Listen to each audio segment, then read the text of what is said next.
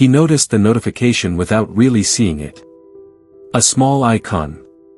A quiet signal. Easy to ignore. At first, it felt neutral. Almost polite. He told himself there was no urgency. No danger. Just words waiting. They could wait a little longer. Hours passed.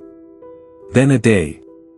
The phone stayed face down on the table, as if that position could protect him from whatever was inside. Every time he walked past it, he felt a slight pressure in his chest. Not fear. Not guilt. Something thinner. Easier to push away. He didn't open the message because he was overwhelmed. He didn't open it because he cared too little. He didn't open it because opening it would mean choosing a direction. And staying silent felt like staying still. Silence felt safe. It didn't demand an answer. It didn't risk saying the wrong thing. It didn't change anything, or so he believed. On the second day, he told himself it was already late. Responding now would only bring questions. Explanations. Emotions he wasn't ready to hold. Waiting one more day felt cleaner than stepping into that mess. By the third day, the message had become heavier than its words. It wasn't just unread anymore. It was loaded with everything he imagined it might contain. He caught himself rehearsing replies he never sent. Short ones. Careful ones. Ones that sounded calm and reasonable. Each version ended the same way, with him deciding to wait.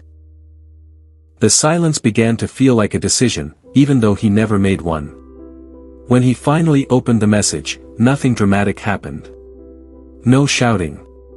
No final accusation. Just a few lines that had already cooled with time. They were written days ago, from a place that no longer existed. That was when he understood something too late. The marriage hadn't collapsed in a moment of conflict. It hadn't broken under pressure, betrayal, or cruelty. It had ended quietly. While nothing happened. His name was Ethan. He lived in an apartment that always felt finished. Not empty, finished. As if no more changes were expected. As if the space itself had already decided what it would never become. The counter stayed clean even after meals. Plates were washed right away, dried, and placed back where they belonged. The sink was never full. It was never waiting. Neutral colors covered the walls, chosen because they offended no one and excited no one either. Beige, soft gray, tones that didn't ask questions. The furniture was solid, practical, easy to replace. Bought quickly. Chosen rationally. Nothing fragile. Nothing personal. Every object had a place, and none of them asked for attention. Sometimes, when he closed the door behind him, he noticed how quiet it was. Not peaceful. Just controlled. The kind of quiet that didn't echo, because it had been planned that way. A silence that felt managed, like everything else. He stood there for a second longer than necessary, keys still in his hand, listening for something. He never knew what. After a moment, he moved on. His days followed a quiet order. Wake up. Shower. Coffee. Work. Return home. Sleep. There was comfort in knowing what came next. No surprises. No sudden decisions. He liked the repetition because it reduced choice, and choice always felt heavier than it should. It gave him the feeling that nothing could go wrong if nothing changed. That problems needed motion, and he had built a life that barely moved. Each step flowed into the next without resistance, like a path already worn down by years of walking the same direction. At work, people described him as reliable. Not passionate. Not ambitious. Reliable. He arrived on time.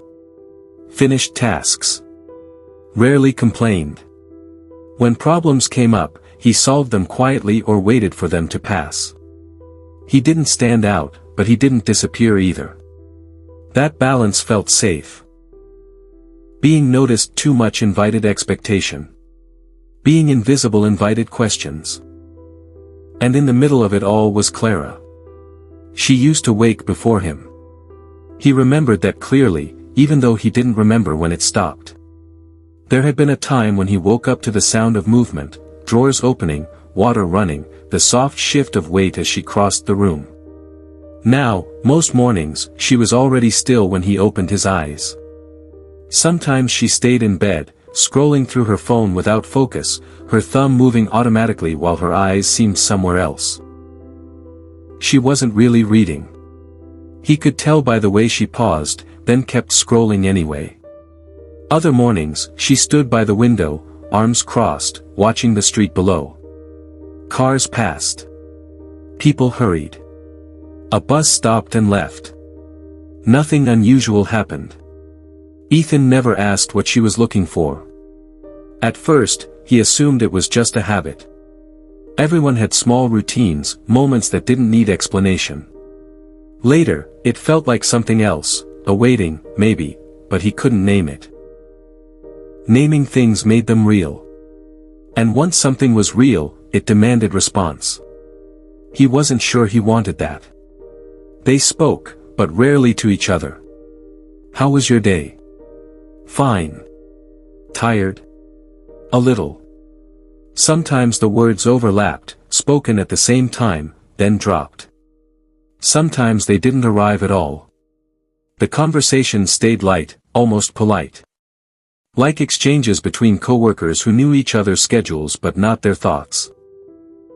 Like two people confirming logistics instead of sharing a life. He noticed the pauses between sentences growing longer. Seconds stretched just enough to feel deliberate. Not uncomfortable. Just empty. The words existed. Meaning didn't. In the evenings, they shared the same space without sharing attention. He watched something on a screen he barely followed. She read something she never talked about, turning pages quietly, never reacting out loud. Their bodies were close on the couch, but their focus faced different directions. Sometimes their arms touched. Sometimes they didn't. Ethan registered it the way he registered room temperature, vaguely, without judgment. Ethan believed this was normal. Long relationships weren't loud. They didn't need constant emotion or explanation. They didn't need checking in every day. They settled. They slowed. They became efficient. He told himself that passion turning quiet was a sign of maturity. That comfort replacing urgency meant success. That choosing calm over intensity was proof of growth. Silence, again, meant stability. Love, he thought, didn't need constant proof. There were moments, brief, easy to miss, when Clara seemed about to speak. A breath held just a second too long. A look that waited, then faded. Ethan noticed them, but not enough to stop what he was doing. Not enough to turn his head fully. Not enough to ask a question he wasn't sure he wanted answered. He assumed if it mattered, she would say it. If it was important, it would become obvious. Over time, those moments grew fewer. The pauses shortened, not because things were resolved, but because something had been withdrawn. Clara stopped trying to interrupt the quiet. She adjusted to it instead. And when she stopped correcting him, Ethan didn't notice the absence. Only the continuous calm. The first change was small enough to ignore. So small that it blended into everything else. It didn't announce itself. It didn't ask to be noticed. She stopped telling him things. Not important things. Not emergencies. Nothing that demanded action, comfort, or a decision. Just details. A strange comment from a coworker that stayed with her longer than it should have.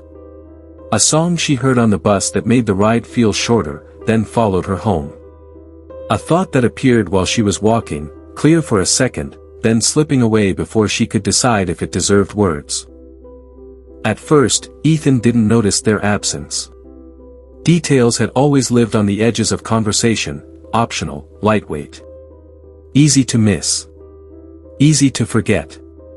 When she spoke, he listened with half his mind.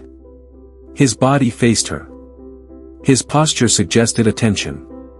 His eyes met hers when the moment required it. But his focus drifted elsewhere. Unread emails. Tasks waiting to be finished. Plans that felt concrete, measurable. Things that could be completed. Her voice became background sound. Not ignored, just deprioritized. He nodded at the right moments. Answered when there was a question. Stayed quiet when there wasn't.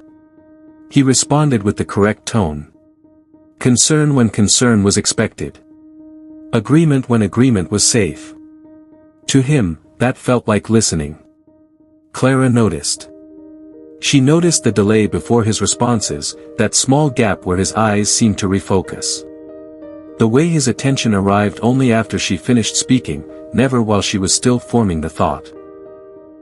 How his reactions sounded right, but landed late, like applause after the lights were already back on. So she tried again later. A different detail. Something simpler. A softer entry, spoken casually, as if it didn't matter much. She chose moments when he seemed relaxed. Moments when his phone was out of reach. Moments that felt safer. Ethan responded the same way. Calm. Polite. Present enough. Not cold. Not dismissive. Just distant in a way that was difficult to challenge. Then she tried less often. She began spacing the moments out, as if timing might change the outcome. As if choosing the perfect moment would make him arrive fully. As if attention could be earned through patience. She held things in longer. Let thoughts pass without sharing them. Told herself they weren't important anyway. Eventually, she stopped trying at all. The silence didn't arrive suddenly. It grew slowly, layer by layer. Like dust settling in a room that was no longer used. Nothing broke. Nothing ended. Things simply stopped being added. One night, she sat across from him at dinner, her plate untouched. She hadn't decided not to eat. She had just forgotten to start. The food cooled in front of her. The steam disappeared. Time passed unnoticed. Ethan was eating slowly, distracted, already arranging the next day in his head. Meetings. Tasks. The order of things. He didn't comment on her still plate. He assumed she wasn't hungry. Assumptions were easier than questions. She watched him for a moment longer than necessary. The way he held his fork. The way his gaze dropped back to the plate instead of lifting toward her. As if memorizing a pattern she was about to stop seeing. As if waiting for him to look up without being asked. Do you ever feel like we're paused? She asked. The word landed gently. Not dramatic. Not accusing. Carefully chosen. It hovered between them, uncertain of where to settle. Ethan frowned slightly. Not in anger, in confusion. As if she had introduced a problem he didn't recognize. Paused how? She hesitated. Not because she didn't know what she meant. But because she knew how easily it could be misunderstood. She searched for the right shape of the thought. The right distance between honesty and safety. Like we're waiting for something, she said. A small breath followed, barely audible. But nothing is coming. For a moment, he considered the question. Not deeply. Just enough to respond. He didn't look inward. He didn't scan the past. He checked the present and found nothing obviously wrong. He shrugged gently. The kind of movement meant to lower tension, not create it. I think you're overthinking. His tone was calm. Measured. Certain. Final. That was the moment something shifted. Not loudly. Not visibly. No argument followed. No raised voice. No sudden distance. But something inside Clara closed. Not in anger. In understanding.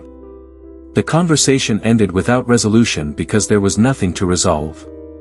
To Ethan, it was just a thought she had, fleeting, unnecessary.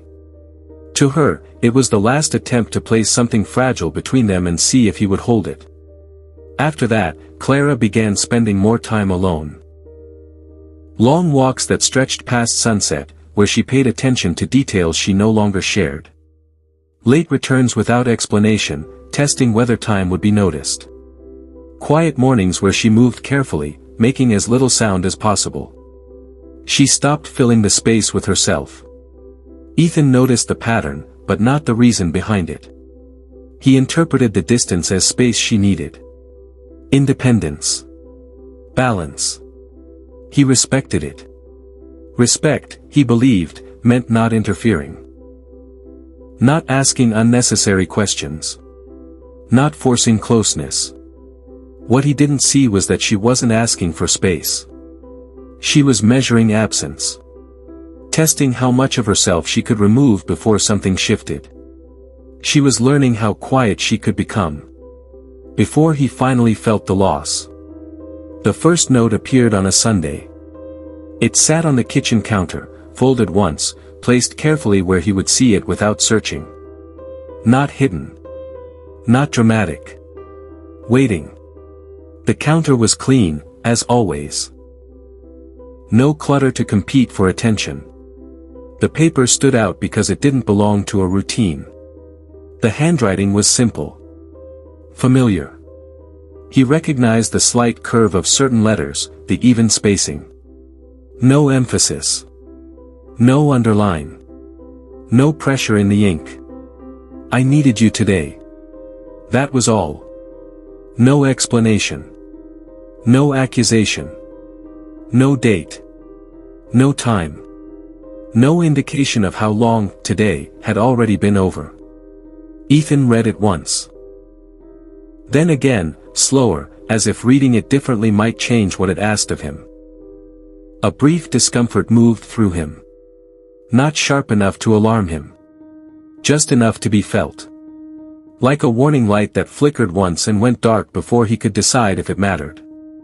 He folded the paper back along the same crease. Careful not to wrinkle it. Set it down exactly where he had found it. He stood there for a moment longer than necessary, thinking. It could mean many things. Stress. A bad day at work. Something small that had already passed. People had emotions. They came and went. Not everything needed immediate attention. He planned to talk later. Later felt reasonable. Responsible. Later meant choosing the right moment instead of reacting. Later became tomorrow. Tomorrow became inconvenient. An inconvenience slid quietly into silence. The note disappeared at some point. He noticed the empty counter and felt a vague sense of relief. He didn't remember throwing it away. After that came the silences with weight. Not the quiet he was used to. Not the controlled, familiar absence of noise. This one pressed back. Dinner was eaten separately. Not announced. Not discussed. One plate washed while the other stayed untouched, cooling where it sat. He told himself schedules didn't always align. People ate when they were hungry. Conversations ended before they started. A glance met with a pause. A pause waited for something to follow. Nothing did. Looks lingered just long enough to suggest expectation. Then withdrew, careful, self-contained. Ethan noticed these moments the way he noticed background static. Present, but easy to ignore if he focused elsewhere. He saw them as interruptions, not signals. Temporary. Unnecessary to analyze. He assumed they would pass if left alone. Most things did. Clara tried one last time. They sat on the couch, a full space between them. Not a distance created by anger. A measured one. The television was on, volume low. Images moved across the screen without meaning. Neither of them watched. The room felt balanced in a way that required effort. As if one wrong movement would break something delicate. "I don't feel seen," she said. Her voice was steady. No edge. No rise. She didn't lean forward. Didn't frame it as a complaint or a request. She stated it like a fact she had already verified. Something she was no longer trying to prove. Ethan turned to her, genuinely confused. His forehead creased as he searched for what she meant.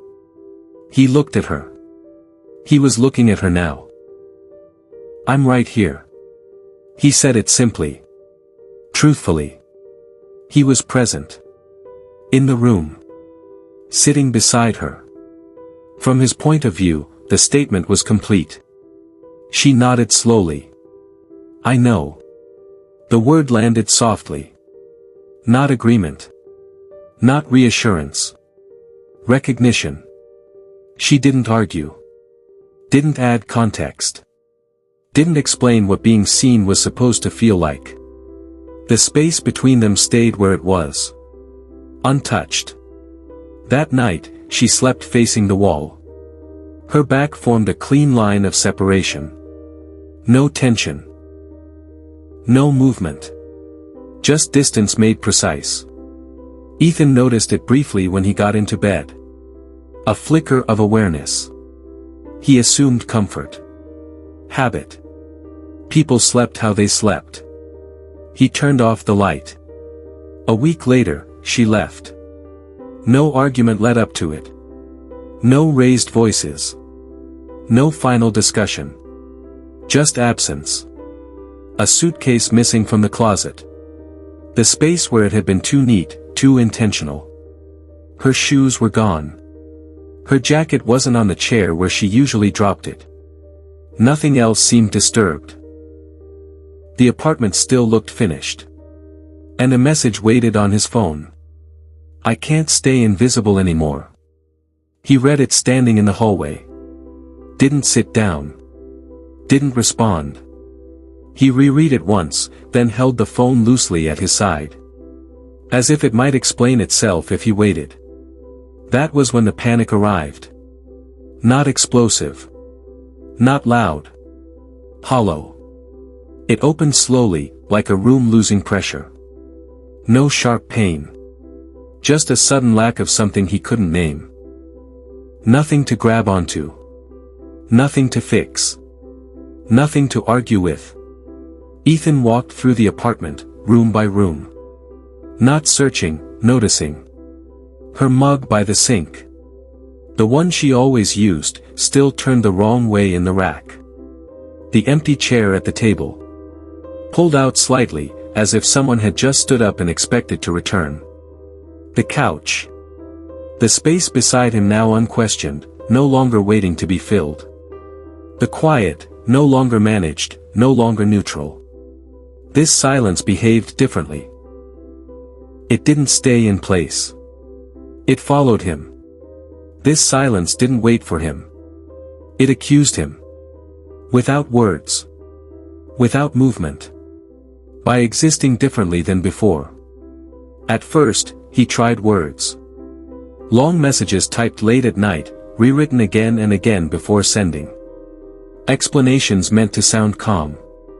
Reasonable. Apologies shaped by urgency, not understanding. Promises formed quickly, driven by fear of permanence. He sent them carefully, as if the right combination of sentences could undo time. Most of them stayed unanswered. Clara responded once. Just once. "I waited years for effort. I'm not waiting for words." Nothing followed. No closing line. No invitation to continue. That sentence settled into him and refused to leave. It followed him from room to room. Appeared while he stood under running water in the shower. Returned at night, when the apartment went quiet in a way it never had before. He repeated it in his head, searching for a way around it. There wasn't one. For the first time, Ethan began to remember moments he had dismissed. Not clearly. Not all at once. Just fragments. The way she paused before speaking, as if deciding whether it was worth starting. The nights she waited for him to look up, her attention hovering, then slowly pulling back.